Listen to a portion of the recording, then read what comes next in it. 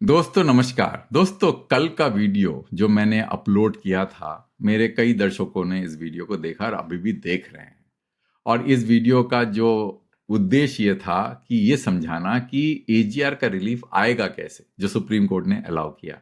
और इसके लिए आप वो वीडियो देख सकते हैं। और मैंने कहा था option 2, no reassessment, waive interest and penalty and extend tenure, ये सबसे वायबल ऑप्शन है, इससे क्योंकि एयरटेल को रिफंड देने की जरूरत नहीं है। अब दोस्तों मैं वीडियो क्यों बना रहा हूँ आज? इसलिए बना रहा हूँ दोस्तों, जब मैं इस वीडियो को मैं इसके जो कमेंट्स पढ़ रहा था, इस वीडियो के कहाँ गया वो वीडियो, हाँ, इसके कमेंट्स पढ़ रहा था तो एक मेरे दर्शक ने एक बहुत ही इंटरेस्टिंग कमेंट रेज किया। What would happen to the equity given against the interest on inflated AGR dues? अब ये इंपॉर्टेंट क्यों है, ये मैंने मिस कर दिया था कल के वीडियो में। ये इसलिए इंपॉर्टेंट दोस्तों क्योंकि मैं ये एज्यूम कर रहा हूं ना ऑप्शन 2 में कि इंटरेस्ट एंड पेनल्टीज का पूरा वेवर हो जाएगा। जब ये वेवर हो जाएगा, जो शेयर 16,000 करोड़ का जो शेयर उन्होंने फर्स्ट ट्रांच में जीओआई ने लिया था, उसमें से ये नंबर जो है, ये शेयर्स एक्सटिंग्विश हो जाना चाहिए।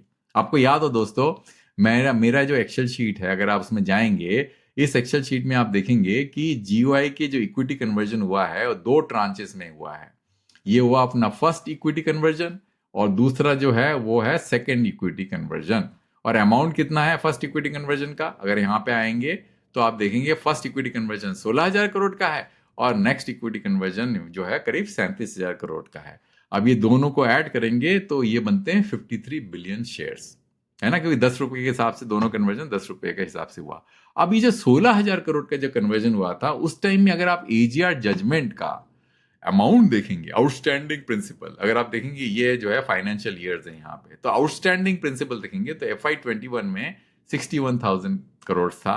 FY22 में ये नंबर 66,000 करोड़ हो गया। उसके बाद ये फ्लैट रहा, उसके बाद बढ़ गया 8% से। इसका मतलब ये जो इंटरेस्ट था ये वाला पोर्शन का, वो कन्वर्ट कर दिया उन्होंने इक्विटी में, ये 16,000 करोड़ में ऐड हो गया। ये कितना नंबर है आप ये सब्ट्रैक्ट करके देखेंगे, 5,000 करोड़ है।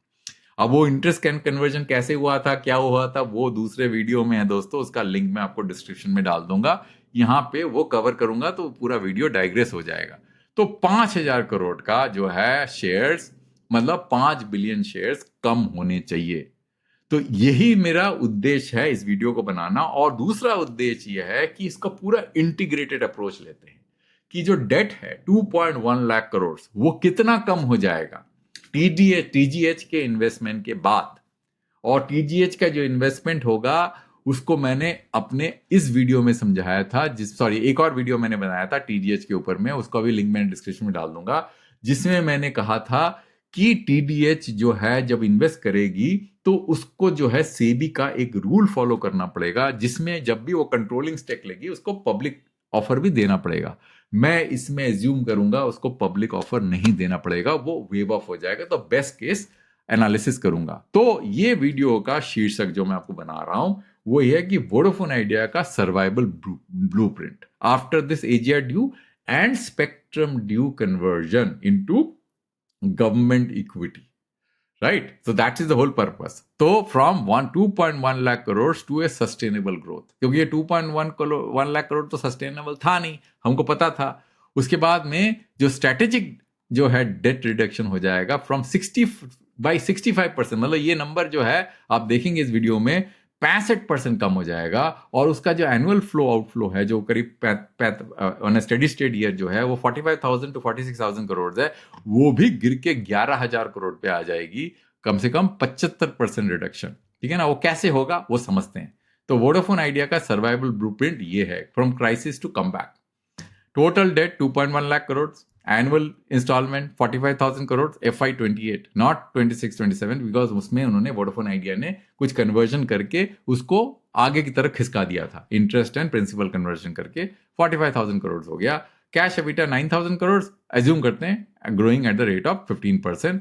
कैपिटल चाहिए उनको 4G and 5G roll out करने के लिए, और उनको डेट नहीं उठाना, और मार्केट से उनको डेट और नहीं उठाना है, क्योंकि डेट को मैनेज करना है जिससे कि उनका इंटरेस्ट पेमेंट इतना रहे कि कैश एबिटा उसको ओवरफ्लो, उसको जो है सरपास करे, जिससे कि उनके पास में इतना पैसा हो कि वो इंटरेस्ट चुका पाए। तो करंट पोजीशन जो है AGR due 83,000 crore, outgo 18,000 crore annually, spectrum 1.18 lakh crore और annual outgo 26,000 crore, total debt 2.1 lakh crore, total annual outgo 45,000 to 46,000। ये तो आपको समझ में आ गया, सबको पता है, ये तो सब रट चुके होंगे जो इन्वेस्टर्स हैं। अच्छा, एजीआर रिलीफ अंडर ऑप्शन 2 जो मैंने आपको बताया था यहाँ पे, ये वाला ऑप्शन दोबारा देख लीजिएगा दोस्तों ये वीडियो अगर आपने नहीं देखा तो इसमें मैंने क्या बताया था कि प्रिंसिपल वैसा का वैसा रखो, क्योंकि प्रिंसिपल में अगर आप छेड़खानी करोगे तो बहुत कुछ गड़बड़ हो जाएगा, क्योंकि एयरटेल को रिफंड देना पड़ सकता है। सिर्फ इंटरेस्ट एंड पेनल्टीज वेव कर दीजिए और 20 ईयर पेमेंट शेड्यूल कर दीजिए। करंटली जो है 31 मार्च 2031 का जो डेडलाइन है उसको खत्म कर दीजिए।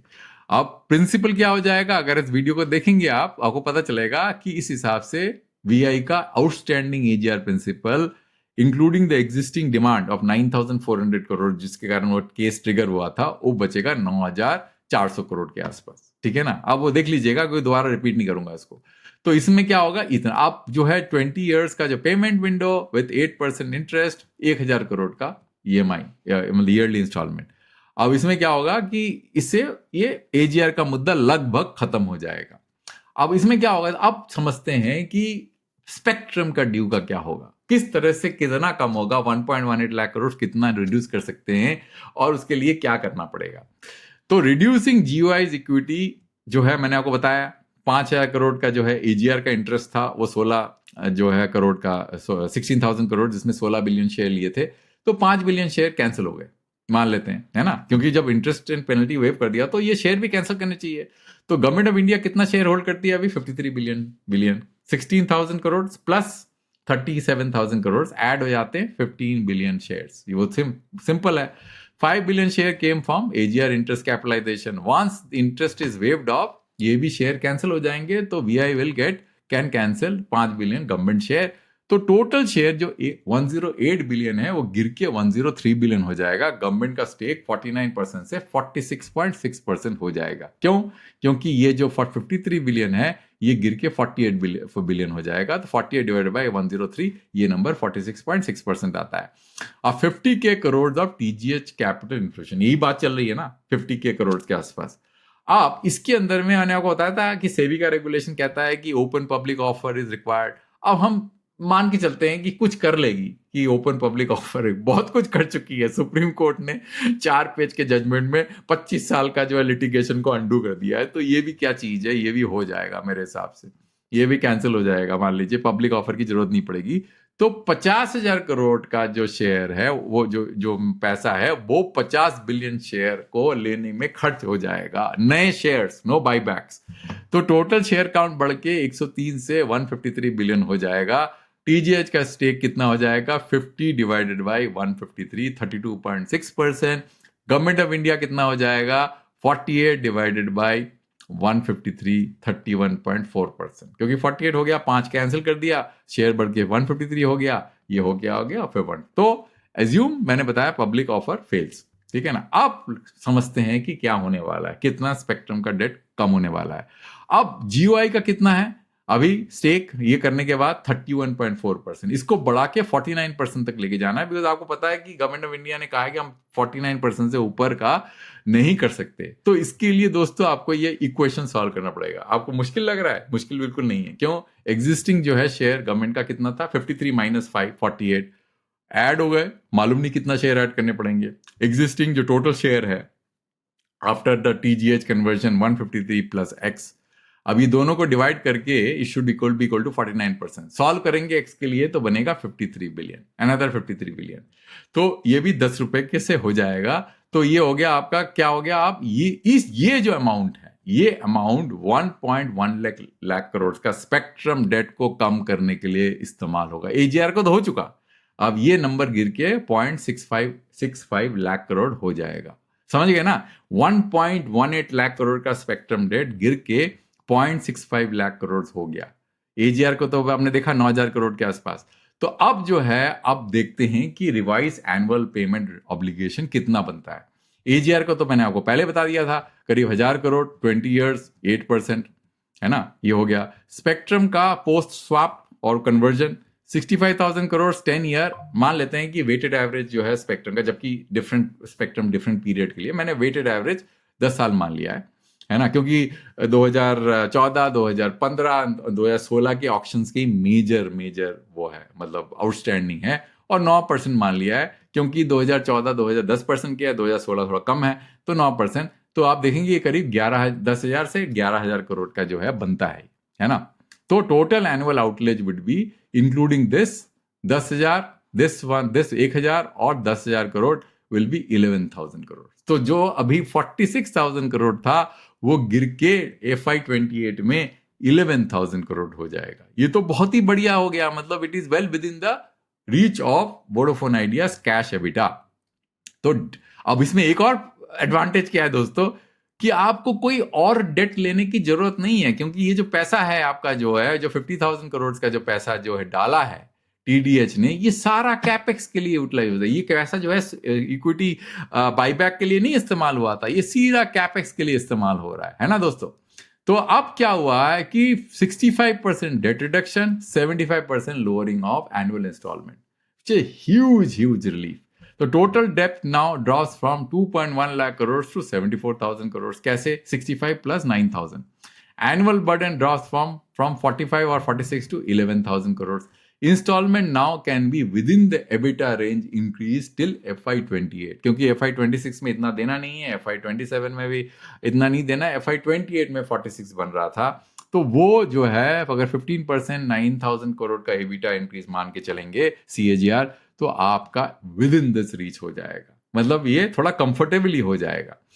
तो VI's री इन्वेस्टमेंट कैपेबिलिटी रिस्टोर्ड, मतलब 50,000 crore from TDH, fresh capex capacity, focus on 4G densification, 5G roll out, fibre backhaul, no fresh loan needed, कोई लोन नहीं चाहिए आपको, and capex, ARPU growth, EBITDA uplift, service resilience. समझे आ गया? Why this survival plan makes more sense. ये क्यों ऐसा लग रहा है मेरे को? क्योंकि ये कंसिस्टेंट है और ये फेयर भी है। एयरटेल को जो है भी आपको दे दिया, इनको भी दे दिया। AGR का ड्यू पूरी तरह से एक्सटिंग्विश नहीं किया, क्योंकि आपको कोई रिफंड देने की जरूरत नहीं। ऑप्शन, या आप मेरे को दूसरा वीडियो देख सकते हैं, models dept capitalisation, competition preservation, government converts debt into equity, no physical burden, avoid duopoly, protect consumer and digital India vision।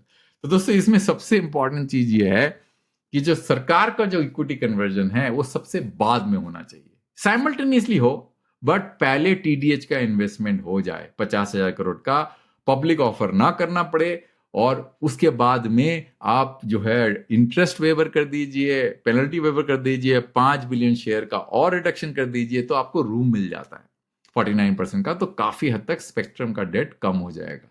तो दोस्तों ये नेट यही है। मतलब मैंने सोचा कि ये क्वेश्चन इतना इंपॉर्टेंट था, इसने मेरे क्योंकि मैंने ये सोचा नहीं था इसके बारे में, मेरे से मिस हो गया था, तो मैंने इसका आंसर जरूर किया है इसको, पर मैंने सोचा इतना इंपॉर्टेंट क्वेश्चन है, बहुत सारे दर्शकों ने और भी इस तरह के क्वेश्चन पूछे थे, तो मैंने सोचा कि इसको पूरी तरह से समझाया जाए, और जिससे कि लोगों को पता चले कि एक्चुअल रिवाइवल प्लान कितना मतलब प्रैक्टिकली पॉसिबल है गिवन द करंट सिचुएशन। तो सरकार ने ठान लिया था वोडाफोन आइडिया को बचाने का, और मैंने भी कई वीडियो की, अगर आप देखें, एक्चुअली मैं कभी कभी देखता हूं, मेरे कुछ दर्शक हैं जो कि मेरे जो वीडियोस को मिस इंटरप्रेट करते हैं, उनको लगता है कि मैं वोडाफोन आइडिया को शॉर्ट करता हूं। मैं कभी भी वोडाफोन आइडिया को शॉर्ट नहीं किया। मेरे पिछले वीडियो देखिएगा, I was the probably the only person who had rallied behind the support for Vodafone idea.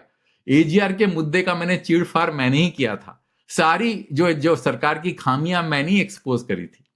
और मैं जो है हमेशा से, क्योंकि मैं जो है ना मेरा वोडाफोन आइडिया में इन्वेस्टमेंट है, ना किसी कंपनी से मेरा कोई लेना देना है, मेरा पर्पस था मार्केट का कंपटीशन, टेलीकॉम सेक्टर को रिवाइव करना, जिससे कि जो पब्लिक परसेप्शन है टेलीकॉम सेक्टर का वो इंप्रूव हो, कंज्यूमर को फायदा हो, क्योंकि उनका लिवरेज जो है वो बरकरार रहेगा, वोडाफोन आइडिया सर्वाइव करेगी, और ओवरऑल सेक्टर का जो हेल्थ है वो इंप्रूव हो, क्योंकि हमारा जो डिजिटल स्टैक है और डिजिटल इंडिया जो विजन है, ये जो AI का जो काम होने वाला है, अगर टेलीकॉम सेक्टर ही वीक होगा तो हम कैसे ये सब चीजें अचीव कर पाएंगे दोस्तों।